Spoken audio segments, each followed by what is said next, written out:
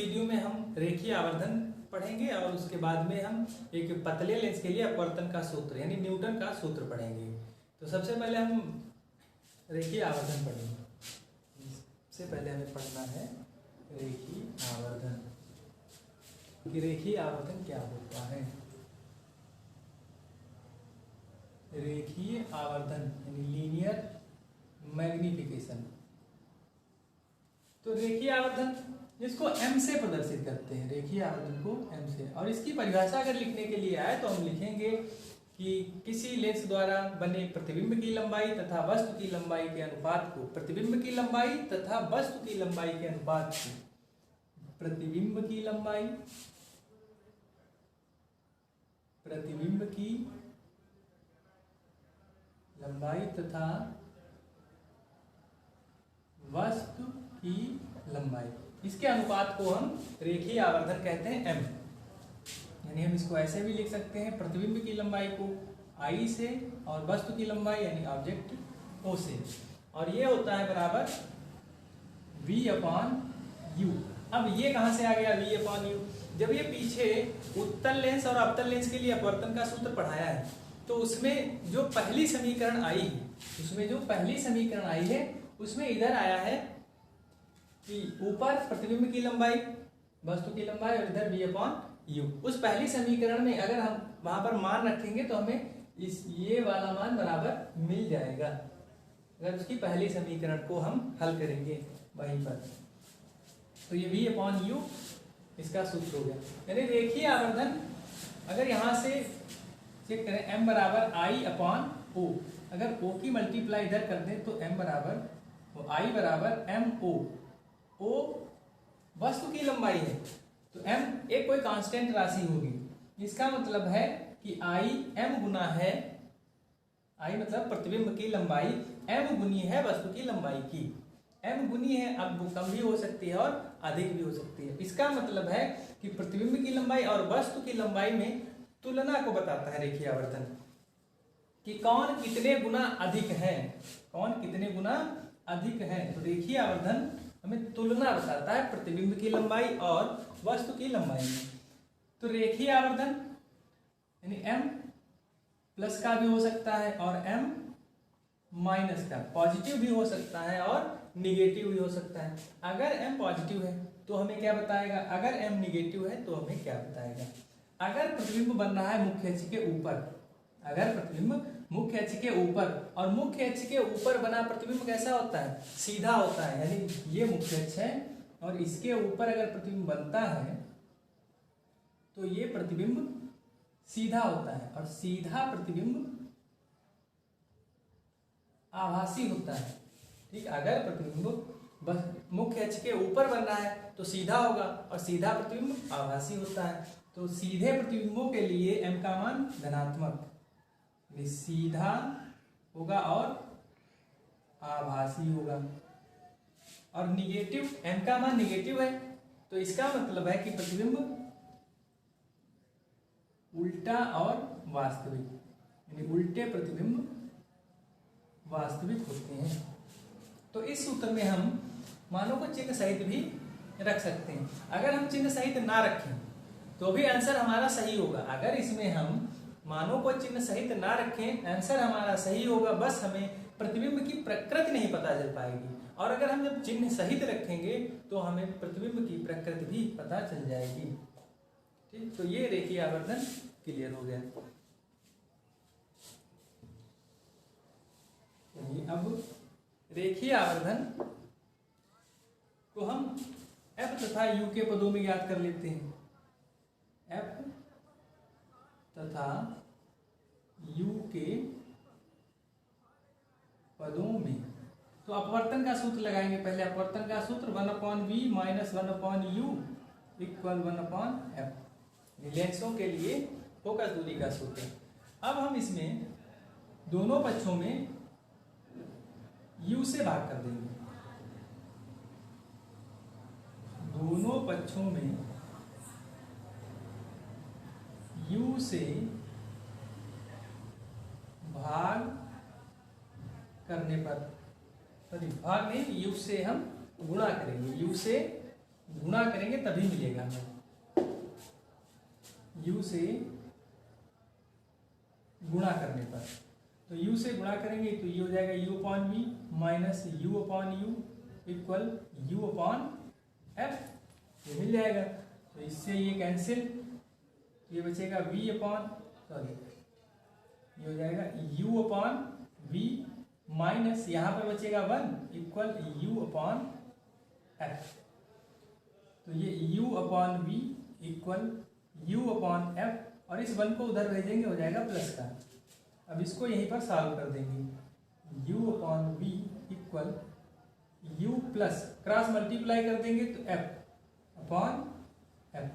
अब m होता है v अपॉन u और हमारे पास है u अपॉन v, तो हम पलट देंगे दोनों पक्षों को। तो ये v अपॉन u और ये f upon u plus f, और ये बन जाएगा m।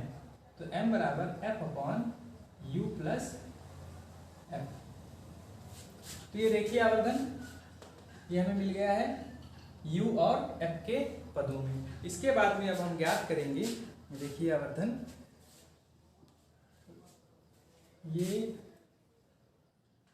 f तथा v के पदों में, f तथा v के पदों में। तो इसी सूत्र से 1 upon v minus 1 upon u equal 1 upon f, ये आसान है। अब हम इसमें क्या करेंगे, इसमें हमने u से गुणा की थी, हम इसमें v से मल्टीप्लाई कर देंगे।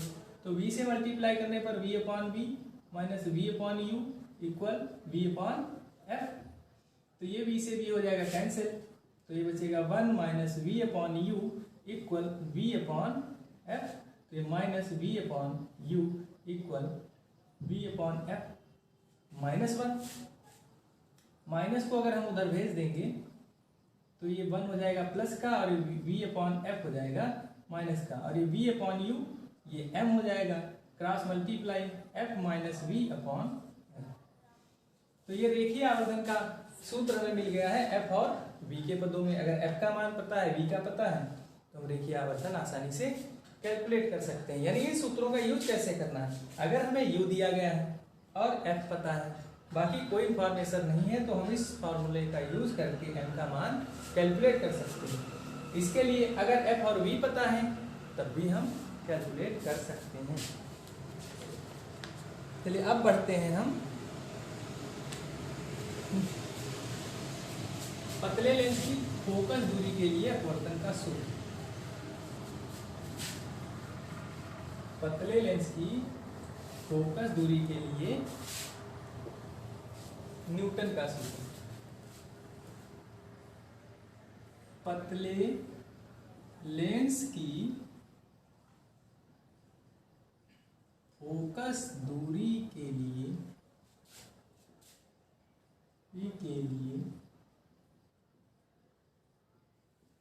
न्यूटन का सूत्र। न्यूटन के सूत्र का हमें निगमन करना है। लेंस की फोकस दूरी के लिए न्यूटन का सूत्र। अब हम इसके लिए एक उत्तल लेंस बना लेंगे इस डेरिवेशन को करने के लिए।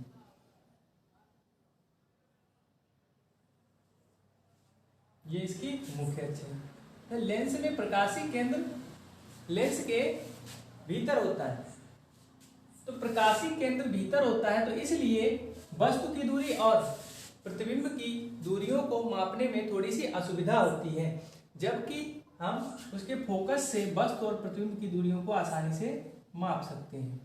तो इसीलिए ये फार्मूला यूजफुल है कि किसी वस्तु की दूरी उसके फोकस से और उसके प्रतिबिंब की दूरी उसके फोकस से मापने में हमें आसानी होती है। तो हम किरण आरेख बना लेंगे। एक प्रकाश की किरण मुख्य अक्ष के समांतर और दूसरी प्रकाश की किरण ये प्रथम फोकस से जाएगी। जो फोकस से जाएगी अपवर्तन के बाद मुख्य अक्ष के समांतर हो जाएगी, और जो समांतर होगी वो अपवर्तन के बाद द्वितीय फोकस से होकर जाएगी। तो यहाँ पर इन दोनों किरणों ने आपस में काटा है, अपवर्तित किरणें काट रही हैं, तो ये प्रतिबिंब बन जाएगा आई डैश, हमारा ये प्रतिबिंब बन गया है। और ये ओ डैश वस्तु रखी है, तो अब हम वस्तु की दूरी को फोकस से मापेंगे और यहाँ पर भी हम प्रतिबिंब की दूरी को फोकस से मापेंगे। वस्तु की दूरी को प्रथम फोकस से और प्रतिबिंब की दूरी को द्वितीय फोकस से माप करके लिखेंगे। तो कभी कभी ये क्वेश्चन आता है प्रूव करने के लिए कि to prove X dash equal F into F dash, इस प्रकार से, या हो सकता है इस प्रकार से x1 into X two equal f1 into f2, इस प्रकार से प्रूव करने के लिए भी आ जाता है। तो हम यहाँ पर x1 और x2 f1 और f2 मानेंगे। तो C से प्रथम फोकस तक की दूरी, प्रथम फोकस दूरी स्मॉल f1, और फोकस से अब हम वस्तु की दूरी लेंगे x1 लेंगे। प्रथम फोकस से वस्तु की दूरी को हमने x1 लिया है और द्वितीय फोकस से प्रतिबिंब की दूरी हम x2 लेंगे, यानी जो f2 आई है उसका मान x2 है, और द्वितीय फोकस की दूरी हम f2 लेंगे। C से द्वितीय फोकस तक की दूरी को स्मॉल f2 मान लिया, यानी ये भी फोकस दूरी है और ये भी फोकस दूरी है। ये प्रथम फोकस दूरी है, ये द्वितीय फोकस दूरी है, और ये द्वितीय फोकस से प्रतिबिंब की दूरी और ये प्रथम फोकस से वस्तु की दूरी। अब इसको हम हल कर लेंगे।